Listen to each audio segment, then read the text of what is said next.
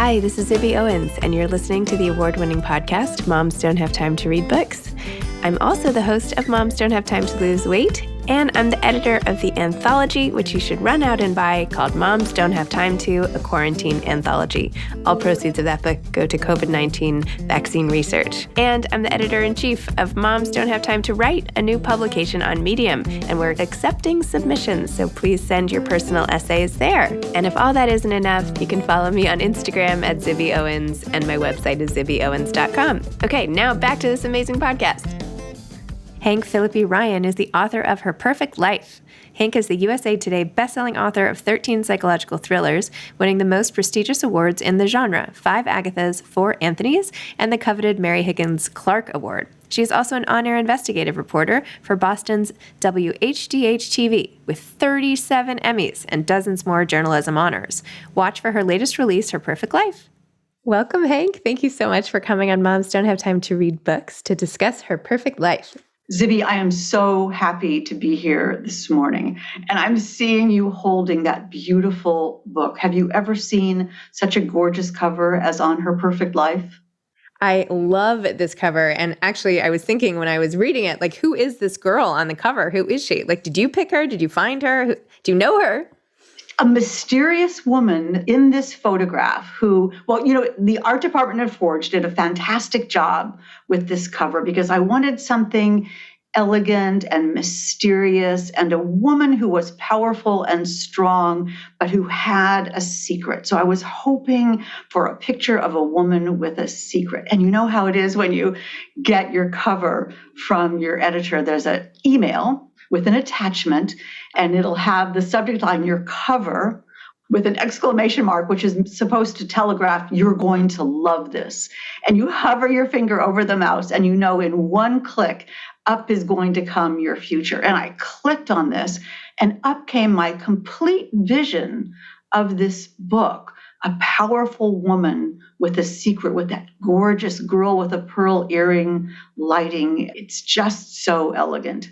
It's so true. I mean, yes, an absolute Vermeer original for sure. Exactly. And I do think, the title is so ironic, Her Perfect Life. And you wonder, and you know that her life cannot be perfect. And you wonder, why isn't it perfect? And why is it supposed to be perfect? And you see this steely undercurrent of her trying to make a decision about what's going to happen next and how she can keep juggling and what the stakes are. And I know we're just talking about a picture of a woman on the cover, but that's what it tells me. No, it means a lot. It pulls you right in, for sure. Why don't you tell listeners what Her Perfect Life is about and what inspired you to write this book? Oh my gosh, this is my 13th book, which is crazy. And when I think about this, I started writing when I was 55. So to have it be my 13th book is kind of amazing. The DNA of a Hank Phillippi Ryan book, if I can say so, is sort of a twisty-turny psychological cat and mouse thriller. But which character is the cat? And which character is the mouse? And that's what Her Perfect Life is all about. It stars Lily Atwood. Lily Atwood is a television reporter who is so beloved that her fans actually made a hashtag for her, Perfect Lily. And everyone knows who Lily Atwood is, and that may be her biggest problem. She is in the spotlight all the time. So she's worked hard and she's devoted and she's a good journalist. She has fame, she has fortune, she has Emmys, she has a beautiful, beloved 7-year-old daughter. But she also has one dark secret, a deep, dark, life-changing secret. And her problem is, how do you keep a secret when you're in the spotlight all the time? So Lily Atwood begins to learn that the spotlight might be the most vulnerable and dangerous place of all. Yeah, reading this book, I was like, double-edged sword here of fame, right? Exactly. It felt she was very vulnerable. It's really, it made me sort of nervous on behalf of every public figure, like how, anybody, there was a line you had about the fact that you're on TV, but you don't know who's watching you. Who's out there watching everything you do? You don't know. It just sounds like it, before it didn't sound quite as I don't know, dark, but the way you made it seem, I was like, oh my gosh, these poor newscasters. Well, it's interesting because I've been a television reporter for 43 years. And I'm still on the air here in Boston. And I love it and I embrace it. I mean, we want people to watch. My whole goal is to have people watch my stories. My goal is to have people watch my stories. My goal is to have people know who I am. My goal is to have people tell me things. And as Lily Atwood learns, no one tells a secret without a reason. And that's really a wonderful undercurrent. But on the other side of fame is this idea that you really can't go anywhere without someone knowing who you are. And think about how that feels to know that your every move in every way is being scrutinized by people you don't know. You know, the good side is that people come up to me on the street and say, oh, Hank Phillippi Ryan, I love you. People I don't know. And that's incredibly gratifying. But think about the dark side of that. It happened to me when I was anchoring the weekend news in Atlanta years ago. And I just finished doing the 11 o'clock news PM, and I was coming home like midnight or so. And there were police cars surrounding my house.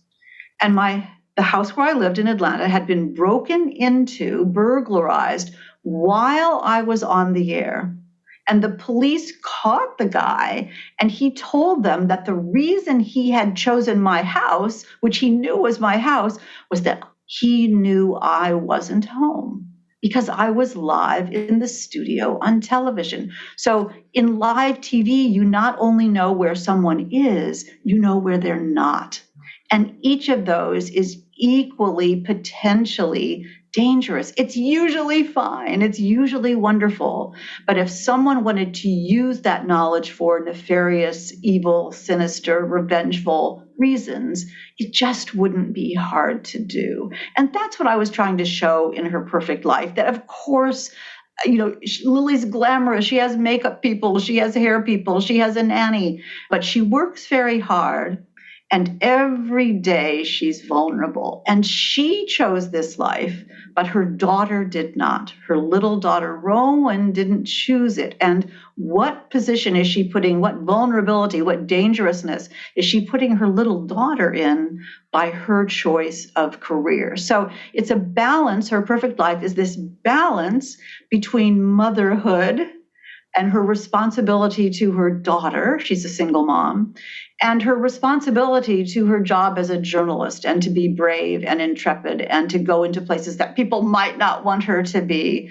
She can take risks for herself, but can she take risks for her daughter? And that's all part of this balance that I focus on in the book. I feel like a lot of it is about trust. Right, Greer, who works with Lily, who she thinks is her, right-hand woman and trusts implicitly. In one of the scenes where they are filming the sort of behind the scenes, right? Why is Lily so perfect? And, here you are with your daughter at home and everything. Lily's like, do not put her face in. That's enough. Like, I don't want her, this is not about her. And Greer is like, no, it's fine. I won't put her face in. But then you show us what Greer is thinking. And she's like, well, maybe I'll just slip it in. And it's like even her most trusted people. And of course, a lot happens with this relationship along the way, but it just sets it up that you just don't know and you don't know who to trust even, and how do you protect your daughter when your whole life is public domain like that? Just like you were saying. Exactly. I love hearing you talk about Her Perfect Life, Zibby. It's so great. It's funny because, I sit here for a year writing this book by myself, and then there's the moment when someone actually reads it. And I really think that the book is not fulfilled until someone reads it. So the idea of having you tell me about the book is just so great. And I know exactly what scene you're talking about. Greer is Lily's producer. And the producer-reporter team in television is this incredible marriage of necessity, of talent, of ambition, of skill. Television is a very nomadic, local television is a very nomadic kind of job, and you're always wanting to go to a bigger market to get a better job, to be more, higher on the ladder.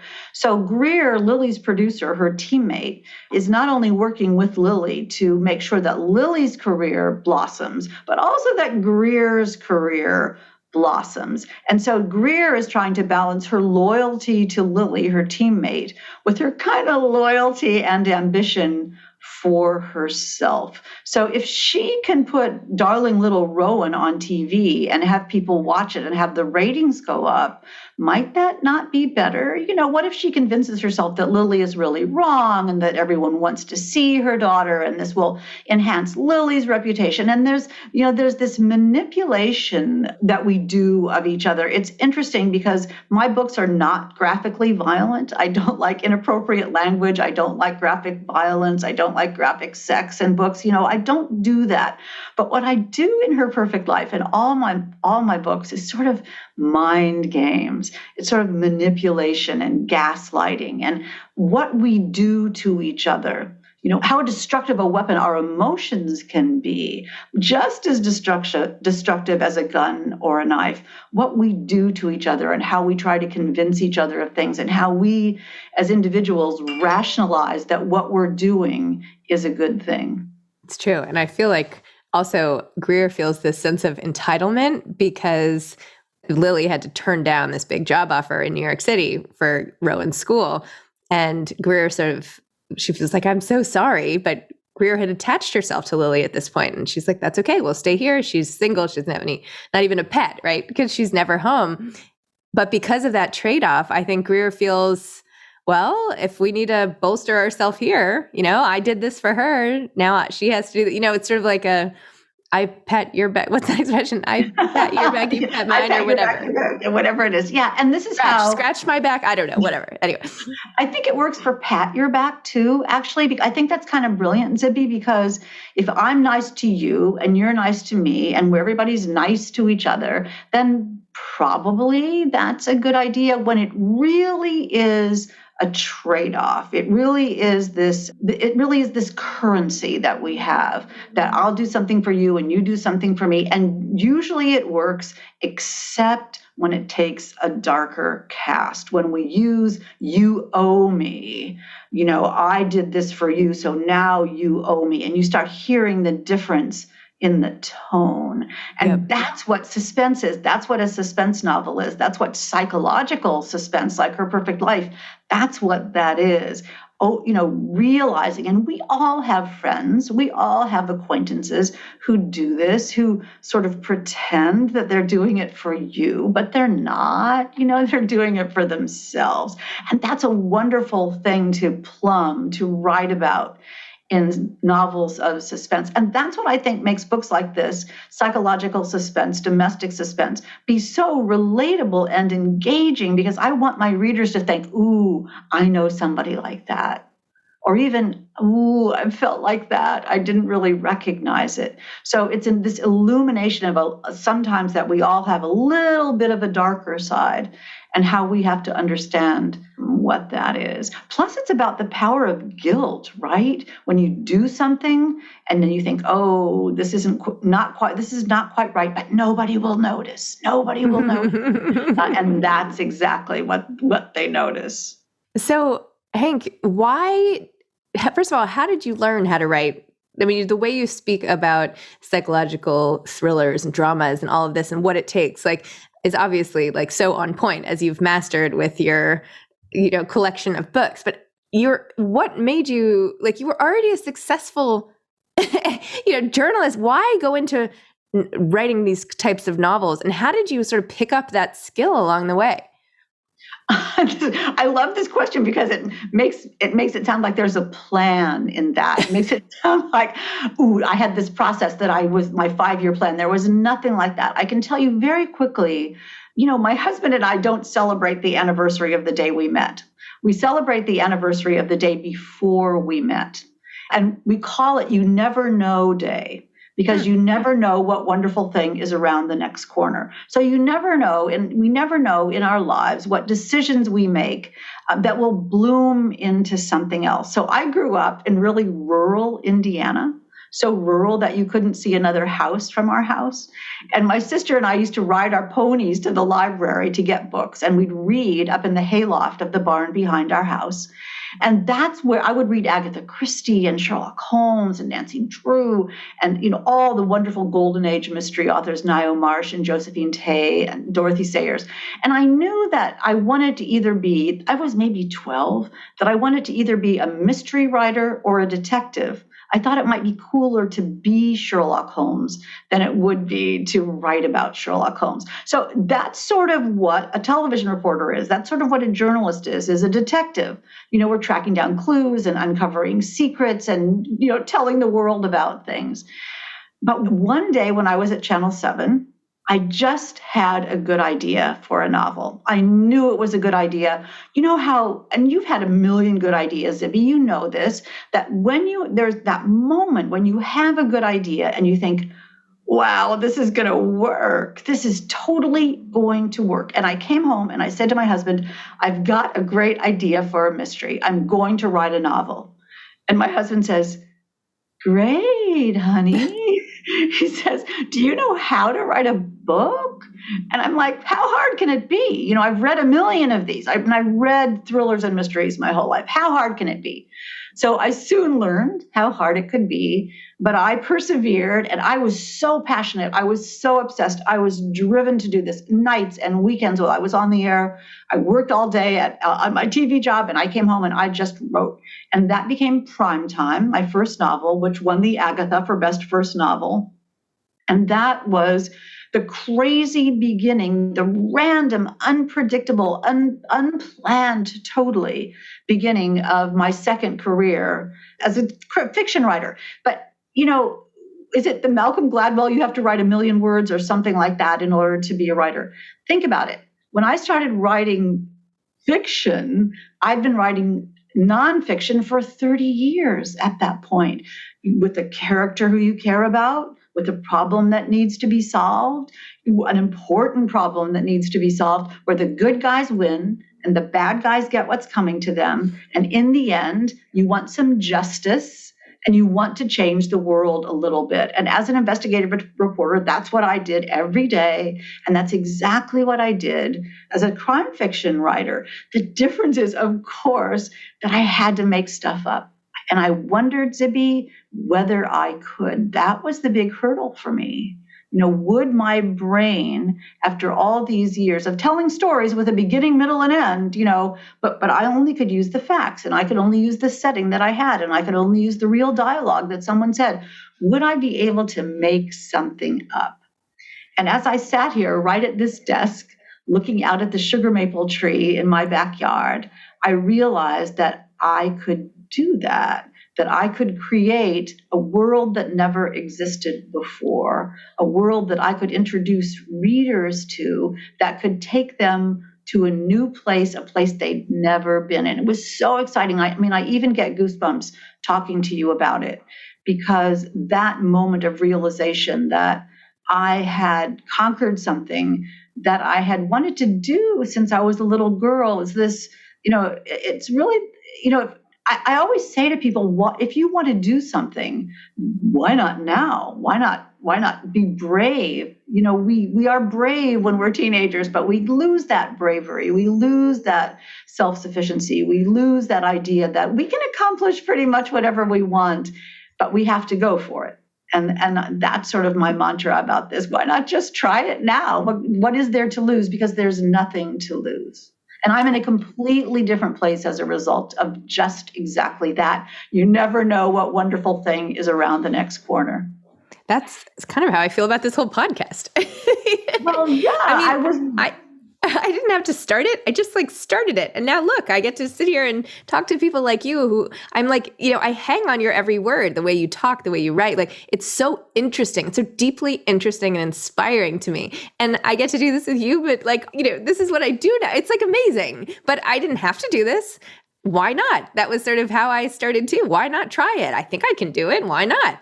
So anyway, I totally understand. But I was wondering whether you felt this way. If I said to you, Zibby, how did you get to do this podcast? And you'd be like, I just thought it was a good idea. And I saw your face when I was talking about knowing that you had a good idea. And when that happens, I don't know whether it's bravery or naivete that the obstacles just seem to disappear. You just go for it and you learn along the way, and everything isn't always perfect. Everything isn't always her perfect life. But when you face an obstacle, it's like if someone promised you, it's that adage that says, what would you attempt to do if you knew you could not fail? What would you attempt to do if you knew you could not fail? If someone said to you, I promise this will work. It may be tough along the way, but I promise you, you will be successful at this. You would say, okay, I'll do it. I'll try it because I know that I will succeed. And so everything always works some way. It may not work the way you thought it would or hoped it would, but it works some way. And often the way it works is surprising and wonderful if you are open to embrace that. I love it. I love it for you. I love it for Lily. I love, it's like such an inspiring message because I think people so often feel, stuck and afraid. And this whole message is like, well, just try. Why not? Why not? And just also knowing like, I'll handle it. Like, yeah, things will go wrong. And, Lily handles it. And I don't know. And also just being aware of the trade-offs. One thing with Lily too is like all the Emmys that she wins, and I'm looking at your Emmys behind you, which is like so cool because I don't think I've ever seen one in real life. And this is as close to real life as like, oh my God, they go all the way up the wall. Oh, that's so cool. For people listening, I'll post this little clip on Instagram, I guess, so we can see all the awards. But it's so exciting. But when Lily is up there accepting her award, she's also in the back of her head thinking about the fact that her success sometimes comes and causes like the downfall of other people. For example, her investigative report of but the health system inspector who basically forges reports. And anyway, it's one of the things that wins her this award is uncovering this ring, essentially.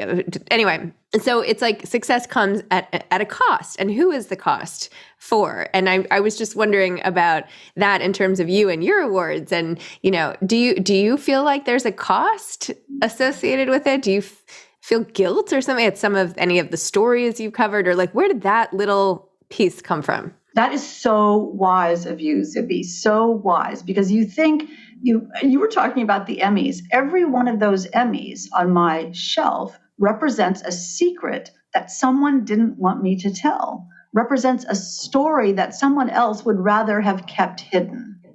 And so part of my responsibility as a journalist, exactly as you say, is to weigh, first do no harm, but if someone else is doing harm, how many people can I help by revealing that someone is stealing money or cheating or, harming you in some way? We've done stories about the 911 system that was sending emergency responders, police and firefighters to the wrong address thousands of times a year in Massachusetts. You call 911 and the people go to the wrong place. So the person who was in charge of that as a result of our story was fired. And I had a moment of thinking, oh, I'm so sorry. I didn't mean you to lose your job. But on the other hand, you were putting people at risk, thousands of people at risk. And so there is that balance. I've wired myself with hidden cameras and gone undercover and confronted corrupt politicians and chased down criminals and gone in disguise. And all of those things were to get to the secrets that people were hiding that were harming the public. So was it risky? Sometimes risky. Was it scary? Sometimes scary. I've been stalked and yelled at and threatened and followed and had people come to my home. I've had people call and scream at me and say, how could you do that to me? And I say, I didn't do it. You did. Mm-hmm. You did it. And so you have to get a little bit of a thick skin to be an investigative reporter because, I told you earlier that people come up to me on the street and say, oh, Hank, I love you. Well, there are other people who feel exactly the opposite about that. And there are people who do not want to see me in their doorway. I had a news director once who said to me that he said, every good investigative reporter comes to town and works until everybody hates them. And so, that's that. Luckily, Boston is big. So there's a lot, I still have a lot of people to go. But yes, it in answer to your question, Lily has the same situation. Lily is a devoted, honorable journalist who has given her life to, enlightening and education and illustrating problems and putting sunlight on a problem. That's what she does. But that absolutely comes at a cost. And it comes at a cost of her own personal scrutiny and her own personal privacy and her own personal vulnerability. And one of the things that starts her perfect life is when one of her anonymous sources, who's given her story after story that really work out, so clearly this person knows something, starts telling her secrets about herself. So the tables are turned. She's the one who's telling other people's secrets. Now someone knows hers. And I loved the idea of how does a reporter feel when they're not the one telling the secrets, but when someone is telling the secrets about them? And how do you protect your perfect life when that is what's happening? Wow. Well, it is very clear why Rowan, Lily's daughter, feels like she is actually a spy and not a reporter, because talking to you, it feels that way too, that you are a detective. You really are like one of those. Anyway, so I'm wondering what else you have, like what book is coming next? I'm assuming there's another book, but maybe not. Tell me what's coming next. And then also what advice you have for aspiring authors. Oh my goodness, with the book that's coming next in a couple of weeks, talk to me about that. I'm in the middle of my new book, which is, I can tell you, Zibby, I think nobody knows this yet, but it's called Her New Best Friend, Her New Best Friend. And it's about the power of friendship and how women deal with each other as friends, and when that can be the best thing that could possibly ever happen, but how someone could possibly weaponize friendship in order to get someone to do what they want them to do. I mean, the key of good suspense is, what does someone want and how far will they go to get it? So I'm exploring in my new book, which comes out this time next year, crossing fingers and all kinds of things that you have to say to make good luck happen. Will be Thank you for knocking on wood. Every little bit helps. Will be called Her New Best Friend. So we'll see what happens. Exciting. You're talking to me when I'm about halfway through. So writers call this the muddle in the middle. But we think, oh my golly, I have no idea. But I always come out the other end, and we shall see. You asked about advice to writers. It's interesting. People talk about, I'm an aspiring writer. And I say, are you writing? Because if you're writing, you're not aspiring. You're doing it.